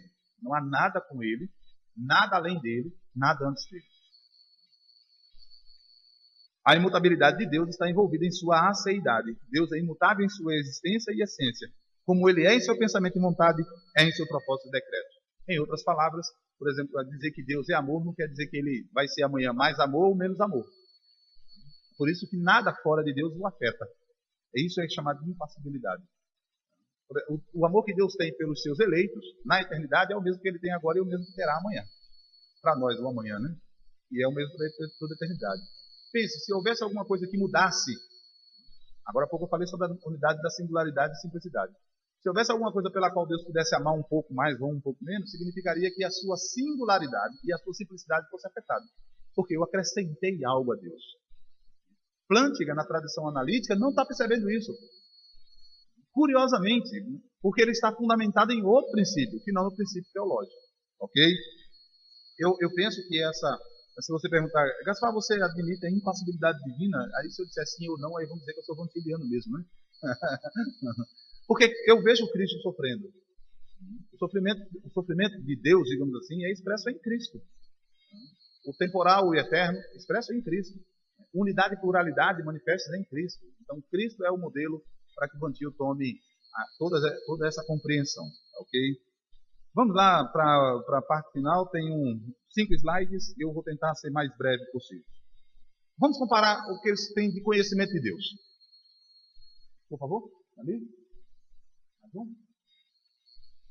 Passou? Já acabei de ler esse. Ó. É o próximo. Isso. Eu seria leviano se eu dissesse que eu vou tratar o sistema epistemológico, tanto de Plântica quanto de Bantil, em 5 minutos. Tá? Não dá para fazer isso. Eu não me arriscaria. O que eu vou fazer é apenas fazer algumas citações. Os sistemas dos dois são complexos, tocante à epistemologia. De Plântica, muito mais. Mas o que eu fiz é pegar o que eles pensam sobre sensus divinitatis. Pronto. E tentei enxugar em algumas citações. Para Plântica, o sensus divinitatis é uma função. Atentem bem para isso. Se você conhece as institutas, você já suspeita que alguma coisa não está indo bem. Ou um mecanismo que, sob circunstâncias adequadas, provoca a crença em Deus. Aqui a epistemologia é sobre o conhecimento de Deus. Não estou aqui tratando sobre como nós aprendemos o conhecimento, ou adquirimos conhecimento, as fontes de conhecimento, memória, percepção, razão, testemunho e outros. Ok? De acordo com esse modelo, diz Plântica, existem muitas circunstâncias de vários tipos, que evocam ou ocasionam crenças teístas. Aqui o senso divinitatis se assemelha às outras faculdades ou mecanismo de produção de crença. Se assemelha, por exemplo, à experiência. Eu toco um objeto frio, que eu não conhecia o frio, toquei um objeto frio, então agora eu sei o que é frio. Toco um objeto duro, eu não sabia o que era dureza, agora eu sei o que é. Então, produzi a crença da dureza por tocar o objeto. Eu tenho uma noção de espaço e essa noção eu poderia não ter tido antes, mas agora eu consigo mentalmente calcular, racionalmente calcular uma certa noção espacial. Tá? Eu consigo perceber formas, eu não conseguia. Então a razão é fonte de conhecimento. Memória. Eu trago à memória algum conhecimento que eu adquiri quando eu estava na infância e agora ele está mais vivo perante mim, então isso formou crença em mim. Testemunho. Alguém diz para mim alguma coisa verdadeira, tem que ser verdadeiro, claro, né? A despeito dos problemas que possa ter, alguém falar a mentira, etc. Se falar mentira não foi conhecimento. Mas alguém que falou a verdade, então o testemunho que foi me dado, por exemplo, o meu nome, o lugar que eu nasci, a minha mãe me disse, eu nunca estive lá. Tá? Depois de grande eu posso ter ido lá, mas não é a mesma coisa, foi a minha mãe que disse. Eu só fui lá porque a minha mãe disse onde eu nasci. Então isso é um conhecimento que eu adquiri por testemunho. O que Plântica está dizendo é que o senso divinitatis é um desses instrumentos. Assim como a memória, assim como a percepção, assim como a experiência, assim como o testemunho, como outra fonte. Ele diz, se assemelha a essas faculdades. Se quisermos pensar em termos de uma analogia funcional exagerada, podemos pensar no senso divinitatis como um dispositivo de entrada e saída, aquele input e eu tenho um texto aqui que coloquei em inglês, né? Out-input, né? Out-input. Tá? Considerando as circunstâncias mencionadas acima, o ambiente. Eu tenho uma imagem que eu coloquei esses dias de Plântica sobre uma montanha e as nuvens, né? Acima das nuvens. Não sei se alguém chegou a ver. Para que ninguém pense mal, né? Porque Plântica utiliza o argumento, ele subiu a montanha e ele teve uma experiência, né? Religiosa, uma experiência com Deus. Né? Então ele presenciou alegria, que é isso que ele disse, ele sentiu alegria. Para Plântica, esses ambientes, essas circunstâncias podem produzir crenças em Deus. Ver um pôr do sol, mas não é por causa do pôr do sol, porque você já tem em si mesmo esse senso divinitatis, que funciona como uma espécie de memória, que funciona como uma percepção. Então percebe o pôr do sol e esse senso divinitatis te enleva, né? Então desperta em você a crença em Deus, firma a sua crença em Deus, seja, você já é crente, já acredita em Deus e etc. E aí você está passando por uma crise de fé. De repente você, né, se assenta na beira da praia, do mar, para poder, sei lá, relaxar. E aí teu pensamento começa a te levar para mais distante, e você começa a pensar na criação, na beleza, né, começa a perceber ordem nas coisas. Para a planta é o senso de divindade trabalhando para formar a crença. A crença teísta em Deus é então a saída desse mecanismo. Avança o slide, por favor. Vamos ver o que Vantil pensa sobre isso. Para Vantil, o senso divinitatis tem uma função, primeiramente, de revelar a verdade de Deus para o homem, não necessariamente a crença em Deus. Porque para Vantil, a crença em Deus já está lá. Tal como Plântica. Só que para Vantil, o senso divinitatis, a função é provocar uma reação ética à verdade revelada. Isso aqui, em Vantil, é fortemente teologia factual. Coisa que, ainda que o Plântica tenha tido essa noção de estrutura, né, da teologia do pacto, termina deixando de lado por conta da filosofia analítica. Então, para Vantil, o senso divinitatis, né, diz assim, no senso divinitatis encontramos, brotando dentro da consciência do homem, uma consciência imediata do fato de que Deus é o Criador e sustentador deste mundo. A questão é saber se isso é também um indicativo da atitude do homem acerca da revelação. Cremos estar isto alinhado com o melhor pensamento de Calvino, dizer que ele pensa disso como primeiramente revelatório. Só mais um slide, por favor. No fundo da sua mente, todo homem sabe que é uma criatura responsável diante de Deus. Veja, eu não li em Plântica nada que o levasse àquilo que a gente chama de deontologia, por causa da epistemologia, me levar a uma reação ética. Tá? Parece que Plântica não trata disso. É só cognitivo mesmo. O senso divinitatis tem apenas a função de despertar a crença, formar a crença. Sobre a relação dessa crença com a ética, ou seja, factualmente falando, ele não trata. Ele não tem uma deontologia. Veja que Vantil tem. A crença, né, esse senso divinitatis, é para fazer com que eu saiba que eu sou responsável diante de Deus. Todo homem no íntimo sabe que quebrou a aliança, mas todo homem age e fala como se isso não fosse verdade. Este é o ponto que ele não suporta que seja mencionado em sua presença. Então, para Vantil, digamos que Plântica e Vantil estivessem evangelizando o incrédulo, ou apresentando razões da fé para o incrédulo. Plântica estaria tomando por base isso aqui, tá? Por hipótese, tá ok? Plântica estaria satisfeito no momento, depois da argumentação sobre o senso divinitatis, o incrédulo chegasse a ser assim: eu creio em Deus, acredito. Vantil não estaria satisfeito. Vantil exigiria, vamos dizer assim, arrependimento dele e reconciliação com Cristo. Deu para entender? Eu acho que esse é o ponto espetacular. É mais do que cognição apenas. É mais do que a formação da crença. É a responsabilidade perante o... Se eu tenho um senso divinitatis em mim. E detalhe, em Plântica, esse senso divinitatis pode conduzir você a Maomé, a Alá, a Vishnu, a Krishna. Em Vantil, não. Esse senso divinitatis não é de uma divindade qualquer, genérica. É do Deus e Pai do Senhor Jesus Cristo, que foi ofendido pelos homens, que se encontra ofendido pelos homens, que estão em clara violação da aliança com ele.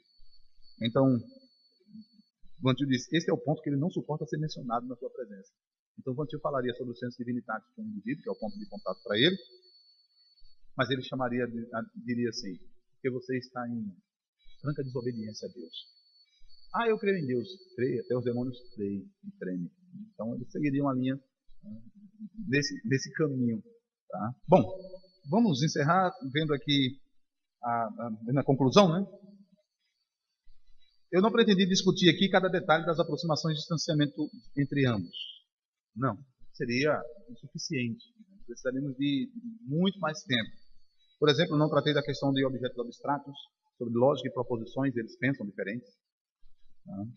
Sobre determinismo e liberdade, o conceito de Vantil sobre o decreto todo abrangente de Deus é espetacular e fundamental para a ciência, mas não o conceito de contingência. Vantil tem um capítulo na sua Defense of the Faith que fala sobre contingência, mas não o princípio de liberdade libertária. Sobre Deus e possibilidade, Eu considero que os sistemas de ambos, e quero que você também considere, são muito mais complexos do que aquilo que eu apresentei aqui. Com certeza. Com certeza. Não pense que quando saiu daqui, você diz, agora eu já sei tudo sobre Evantil, tudo sobre... ninguém sabe, né? Então, mas, pelo menos, para você ter uma ideia, assim, possa despertar interesse pelo estudo. Mas eu não questiono o cristianismo abraçado ou vivido por nenhum dos dois. Não. Eu entendo que ambos estão na mesma tradição reformada em suas variedades. E, a despeito das diferenças entre ambos, eu concordo com aquilo que James Anderson coloca, que os dois reconheceram Jesus Cristo como Senhor e Salvador. Um ponto óbvio e rudimentar, mas todavia importante. E por isso mesmo a gente rende graças a Deus, louvou a Deus, porque Ele dirigiu a esses dois homens para essas duas reformas. Pela graça de Deus, nós podemos hoje falar publicamente pelo trabalho que eles fizeram. Claro, tem outros que fizeram também, eu não tenho dúvida disso. Mas no cenário da apologética, no cenário da filosofia, nós devemos a eles. Aqui, os pontos finais da minha apresentação, eu interessei-me. Tá bom? Tá bom? Eu interessei-me a apresentar o seguinte: a razão da aproximação, o resumo, né? O interesse que eles dois tinham em comunicar publicamente a fé cristã. Pronto. Isso para mim é mais difícil. O que é que eles dois queriam? Comunicar publicamente a fé cristã. Mostrar que o cristianismo é racional. Mostrar que o cristianismo faz sentido. É, de fato, aquilo que ele sempre disse ser, verdade de Deus, revelado por Deus.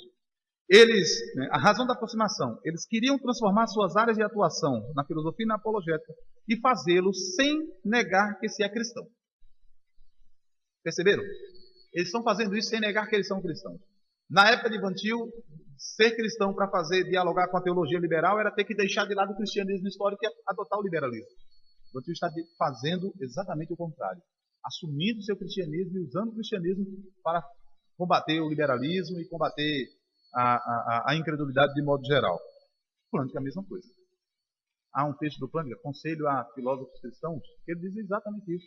Como cristão, a gente não deveria se envergonhar, né, de ser cristão em nossas pesquisas. A razão do distanciamento.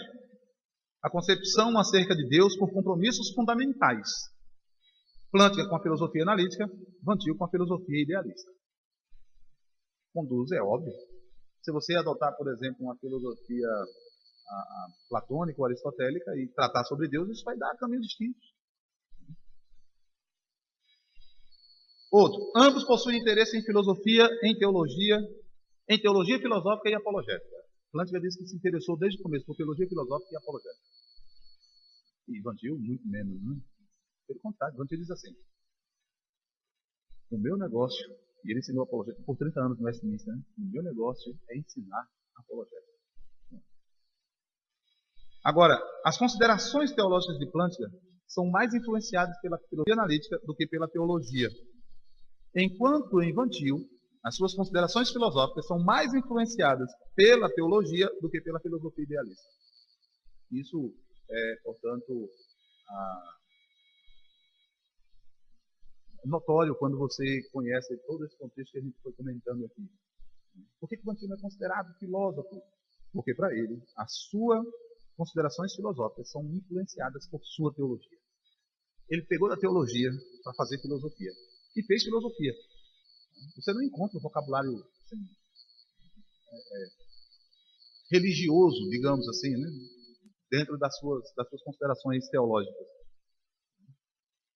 E mesmo assim, ambos concordam que por causa do senso divinitatis, do apelo às provas, se fazem uma moldura epistemológica prévia ou pressuposicional. Todos os dois admitem isso, a despeito da diferença que eles têm sobre o senso divinitatis. Enfim, meus irmãos, se nós estamos um seminário, um encontro sobre filosofia calvinista acerca da redenção da cultura, eu creio que aqui a gente pode perceber como isso pode ser, nós podemos encontrar um caminho na área que nós estamos, com as ferramentas que nos forem dadas.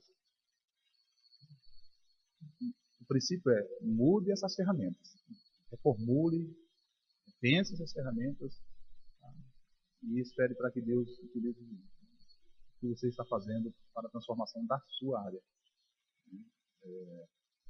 Não pense que isso vai ser fácil.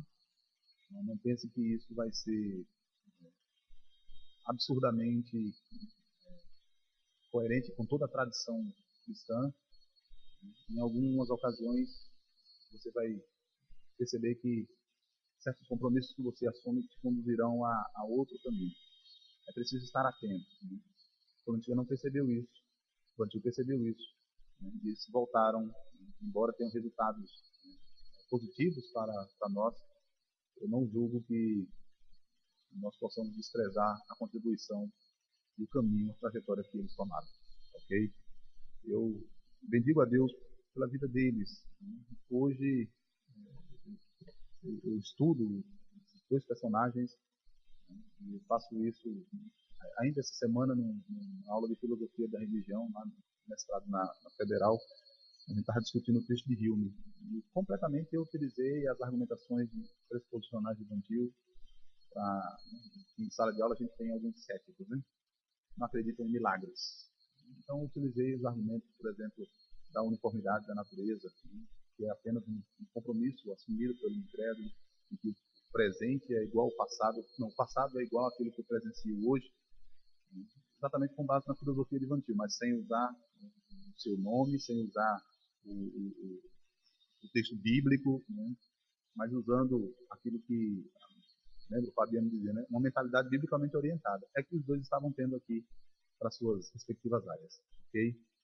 Deus abençoe, muito obrigado. Eu peço desculpa pelo tempo que eu passei. Eu fiz uma previsão e, infelizmente, eu não sou como o Craig, né? Bem disciplinado no tempo. Mas eu aprendo. Ok?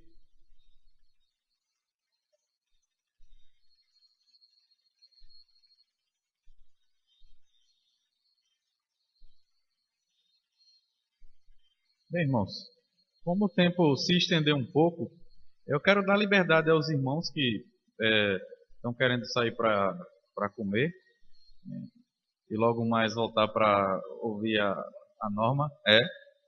Podem ir se quiserem. E aqueles irmãos que têm alguma questão, perguntas ao reverendo Gaspar, vocês vão ter a oportunidade agora de fazer aí as perguntas, tá bom? Quem quiser sair para comer pode, tem toda a liberdade, não se sinta constrangido. E vai perder a resposta que ele vai dar. Então, então quem vai ser o primeiro vai ser Carlos, porque ele levantou a mão lá. Peraí.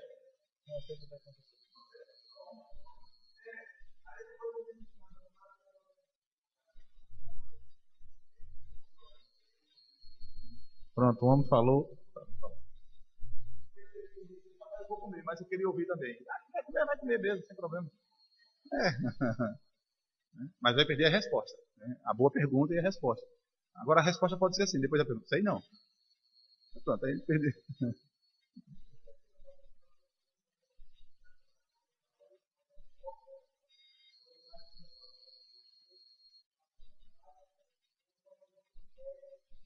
Uhum.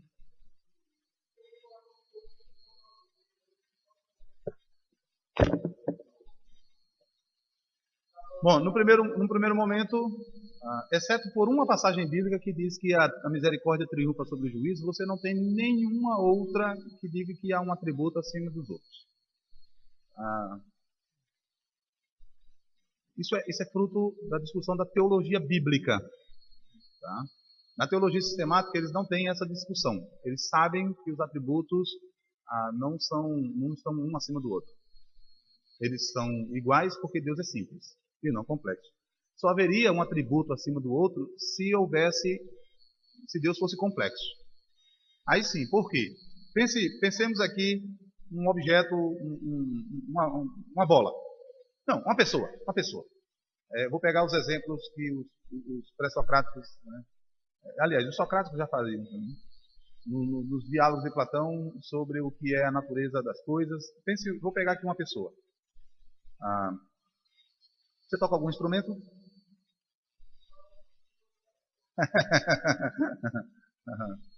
Uma coisa que você faz hoje e não sabia fazer há 10 anos atrás. Fazer o quê? Tosar cachorro. Não sabia, né? Veja, você tem uma ação nova que não tinha anteriormente, ok? Essa ação nova é chamada de atributo. Então, os gregos pensavam assim, pelo menos ali entre os pré-socráticos e os socráticos. Há uma mudança entre tieteto sentado e tieteto em pé. Tá? Tieteto andando é diferente de tieteto sentado. Porque há um acréscimo, um atributo agora dado a tieteto. Tá? O personagem lá do Diálogo de Platão. Então diz assim, fulano não sabia, fulano não tocava nada. Agora fulano toca instrumento. É um atributo adicionado a ele. Se isso fosse possível em Deus, então nós poderíamos dizer que haveria um atributo acima do outro. Mas se Deus é simples, então nós não temos um atributo sobre o outro. Somente num Deus, numa divindade complexa, é que nós poderíamos dizer, a ele foi adicionado agora um atributo da bondade e foi adicionado o atributo da santidade. Qual dos dois agora tem prioridade? Toma precedência? O da bondade. Então, o da bondade está acima. Mas como ele é complexo, então eu posso adicionar mais santidade a ele. Então, esse pode chegar. Mas isso não funciona em Deus. Na teologia bíblica, seria que tenta descobrir como é que Deus se relaciona com a sua criação. Então, sim, aí a gente poderia discutir. Deus se relaciona como soberano, como Senhor da sua criação. Eu não entendo que haja, portanto, nenhum atributo sobre outro. Tá? Não entendo que algum atributo tome precedência sobre outro. Como eu falei agora há pouco, se a gente pudesse falar dos atributos de Deus numa única frase, Deus é amorosamente justo, né? Deus é amoroso, justamente bondoso, digamos assim. Coloquei aqui 3 atributos. Nenhum toma precedência sobre o outro. Eu poderia dizer a mesma coisa, mudando a ordem aqui, e dizer o mesmo sobre Deus. O sentido, o significado seria o mesmo. O referente também dessa sentença também seria o próprio Deus. Então não teria nenhuma dificuldade. Nenhum atributo deve tomar precedência. Ah, Gaspar, mas e soberania? Soberania não é atributo. Soberania é natureza. Tá certo? Soberania é natureza. Há uma discussão recente dentro da filosofia da religião, especialmente da linha doiverdiana. Roy Kluser é um desses personagens. Ele tem uma discussão interessante. Por exemplo, eu posso dizer que Deus é amor. Afinal de contas, há um objeto, relação pai e filho, em que Deus, de fato, mostra amor. Ele tem um objeto eterno de amor. Deus não se tornou amor, Deus não veio a ser amor. Mas isso eu posso dizer antes da criação. Mas antes da criação, Roy Kluser diz assim, eu não poderia dizer que Deus é criador. Deu para entender? Ora, se não há criação, Deus não é criador. Mas ele tem poder, aí sim, qual é o atributo? Deus é poder, é poderoso. Então, se ele é poderoso, aí ele é sábio, então a criação pode vir à existência. Veja que eu disse agora de Deus aquilo que antes ele não era. Deus é criador. Então, Roy Kluser diz que isso se dá pela relação criador-criatura. Eu penso que é interessante avaliar isso. Né? Por exemplo, dizer Deus é redentor. Ora, desde quando ele é redentor? Desde que haja algo para ser redimido. Se não há, ele não pode ser redentor. Tá certo? Então, por exemplo, Deus é chamado de pai de viúva. No texto do profeta Isaías. Ora, ele só pode ser pai de viúva se houver uma relação com o pai. Se não houver, não tem como ser. Ok? Como é que Deus se apresenta como marido antes da criação de Adão e Eva? Não faz sentido. Entendeu? Então, a gente começa a fazer a distinção entre atributos de Deus, tá? E qualidades ou propriedades que atribuímos a Ele. Então, os atributos de Deus são aquele que Ele não existe sem Ele. Aquele que existe na relação intratrinitária, na relação com as pessoas da Trindade. Deus é bom, Deus é justo, Deus é misericórdia, Deus é amor, Deus é poderoso, está em si ser poderoso, Ele é sábio, é onisciente, onipotente, onipresente. Mas outros que começam a ser atribuídos a Ele na criação, na distinção criador-criatura, não são considerados mesmo atributos em sua natureza. Né? Então, sem precedência. No outro caso, a influência do neocalvinismo. Eu não sei o que é neocalvinismo. Estranho, né? O que eu vejo é só caricatura. Por exemplo, o livro do Cornelius Pronk, né? Qual é o nome dele? Cornelius Pronk. Né? É uma caricatura. Ontem, na exposição, você viu que Qual é a caricatura? É dizer o seguinte: o neocalvinismo quer a redenção do mundo sem a redenção soteriológica. Mentira.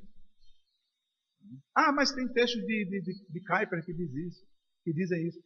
Claro, se eu picotar os textos de Kuyper, eu vou fazer ele dizer o que ele quiser. Não tenha dúvida. Se eu já vejo ontem, lembra a frase final da minha exposição? Alguém lembra a frase? Eu não posso anunciar um Cristo soteriológico sem ao mesmo tempo anunciar o Cristo cósmico. Entendeu? Então, o que é que o neocalvinismo, até onde eu entendo, quer fazer? Eu não posso anunciar a redenção dos homens sem ao mesmo tempo anunciar a redenção do mundo. Não faz sentido. Isso é bíblico. Romanos capítulo 8 diz o quê? Que a própria criação geme, esperando a redenção de quem? Dos filhos de Deus. Por quê? Porque com a redenção dos filhos de Deus, a criação também será redimida. Afinal de contas, quando se completar o número dos gentios, o número da igreja, o número dos eleitos, o que acontecerá com a criação? Ela será redimida. Então nós não cremos e não aceitamos a ideia de que o neocalvinismo gera mundanismo. Só gera mundanismo naqueles que não entenderam nem a proposta do Kuyper sobre graça comum, nem a proposta do Doiver sobre o diálogo antitético, e nem a proposta do Van Til sobre o Cristo cósmico. Quem não entendeu isso, então vai achar que neocalvinismo é a partir de hoje abrir a igreja e a gente tocar aqui alguma coisa. Cara, se você percebeu que são as esferas de atuação, de modalidade do mundo, eu não vou estar trazendo aqui, olha gente, o culto hoje vai ser cantado à luz de Caetano Veloso. Além de ruim, tá? Não, você sabe que tem algumas igrejas que fazem isso.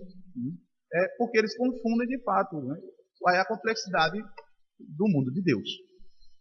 Tem espaço para Caetano Veloso? Tem para Michel Teló, né? Então imagine se não teria para ele. Imagine, Tem, assim como tem espaço para muitas outras coisas. Mas certamente a esfera da igreja não é a esfera da arte, não é a esfera da ciência, não é a esfera da política. Não. Veja, de onde é que está saindo isso? De onde é que saiu isso? Se eu peguei somente os 3 conceitos de Kuyper, esfera de soberania do Estado, da igreja e da sociedade, é isso mesmo, né? É isso mesmo? Não é isso mesmo? E elas não se misturam, são interdependentes, mas não se misturam. Já me seria suficiente. Imagine agora eu pegando todo o aspecto da modalidade do Doiver. Imagine eu pegar agora todo o conceito de antítese trazida por Van Til. Concepções antitéticas epistemológicas do crente e do incrédulo. Não gera mundanismo. Gera mundanismo. Olha, você pode pegar a teologia puritana e fazer mau uso dela e ela gera mundanismo. O Leland Ryken, no livro Santos no Mundo, os puritanos como realmente eram. Eu sempre tive, assim, eu perguntei ontem se eu e Alexandre fomos contemporâneos, mas a minha perspectiva, lá no seminário eu fui chamado de neopuritano várias vezes. Não sei se Alexandre lembra disso, eu era chamado de neopuritano. Oi? Era, né? Pronto. Isso. Então, assim, porque eu estava ali com o Mauro, né? Aí ele levava o nome de neopuritano. Aí, assim, rapaz, eu queria saber quem eram os puritanos, mas não queria saber da boca dos que estavam lá no seminário, não. Eu queria saber dos que conheciam mesmo. Então, aí eu li a tocha dos puritanos, a evangelização puritana, e o Santos no Mundo. Entre os Gigantes de Deus, inclusive a cópia, a edição nova, né? Santos no Mundo. Foi o livro que mais me chamou a atenção. Uma leitura honesta dos puritanos. Lá na parte final tem o que podemos aprender com os puritanos, o lado negativo e o lado positivo. Mas não é curioso que os puritanos tinham uma visão mundana em alguns aspectos. Por exemplo, conta lá de um puritano foi fazer a sua necessidade, urinar, e enquanto ele parou num canto assim, no meio do mar para urinar, um cachorro parou do outro lado. Veja a mentalidade. Quanta miséria eu sou, com a mesma necessidade que um irracional. Pense, isso é mundano. Entendeu? E isso não era somente ele, não. Pense o outro que entendeu, que bateu um martelo na porta, por trás da porta, está lá no texto dele. No dia do Senhor, o levou a se beneficiar. É um mundanismo às avessas, né? Tá certo? Então, você pode pegar o melhor da teologia e corrompê-lo. Porque o problema não é bem a teologia, é quem faz a teologia. Tá? Então, eu não penso que... Assim, o que eu vejo de neocalvinismo por aí, na verdade, é uma deturpação. Não seria chamado de neocalvinismo. Neocalvinismo tem uma proposta soteriológica e cósmica.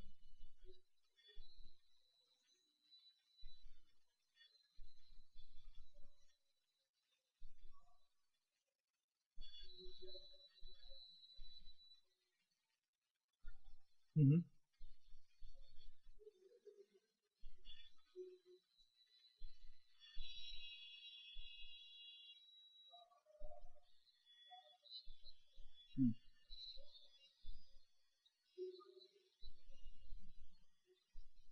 Uma coisa...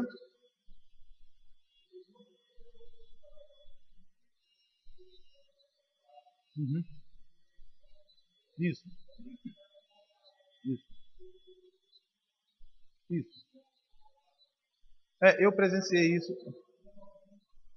Eu presenciei isso em várias ocasiões. Olha, a gente pode fazer assim, o mais básico. Quem lê o livro Calvinismo do Kuyper não encontra nada disso. O livro, olha, aquele é o livro tão básico no meio do mundo que é inadmissível que alguém vá falar sobre Kuyper sem ter lido pelo menos esse livro. O Dover tem um texto, Secularização da Ciência, e fora os outros textos. Mas eu duvido você encontrar alguma coisa sobre mundanismo nesse livro do Kuyper. Né? É lido na pós-graduação, na graduação, sobre cosmovisão reformada. Eu ensino cosmovisão reformada no seminário, tanto na graduação quanto na pós-graduação. Pense que algum que tenha estudado comigo, assim, me consideraria, quando eu falei aqui, não sei o que é neocalvinismo, eu não conheço essa deturpação que acontece por aí. Mas eu não me consideraria, pergunta a um dos alunos que porventura tenha sido ensinado por mim, se em alguma ocasião eu defendi mundanismo. Pelo contrário, o neocalvinismo combate o mundanismo. Quem entende bem que a cultura precisa de redenção. Como é que vai falar de redenção e aceitar o mundanismo com todos, né? O mundo com a sua visão, o mundo caído com a sua visão caída? Não, entendeu? Acho que é um equívoco mesmo, ok?